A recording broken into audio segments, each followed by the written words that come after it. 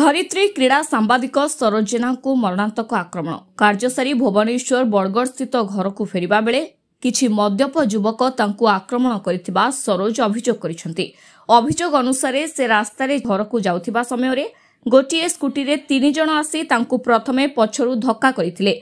सरोज प्रतिवाद करी ठीक रे गाड़ी चलाइबाकू कहिबारु तांकु माड़ मारिथिले। एमितिकी रास्ता रे पड़िथिबा इटा पत्थर उठाई मुंडकू आक्रमण करिथिबा से अभियोग करिसेंती।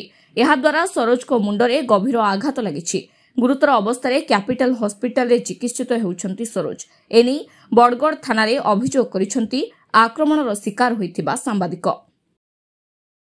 गतकाली राति मु ऑफिस रु फेरुथिबा बेले 3 जण युवक मते बड़गड़ छकर एसबीआई एटीएम सामना रे मरणांतक आक्रमण करिसेंती।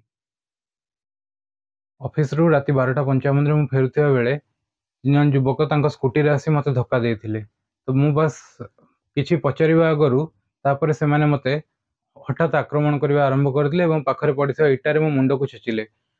रक्ताक्त अवस्था रे से माने मते छाड़ी पळाया परे मु प्रथम हॉस्पिटल जाई चिकित्सित हेले एवं परे बड़गड़ थाना रे मु लिखित भाबे अभियोग मध्यम करिछि।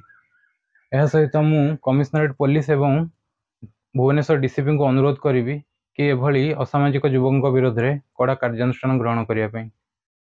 भुवनेश्वर देवीप्रसाद साहू को रिपोर्ट, धरित्री लाइव।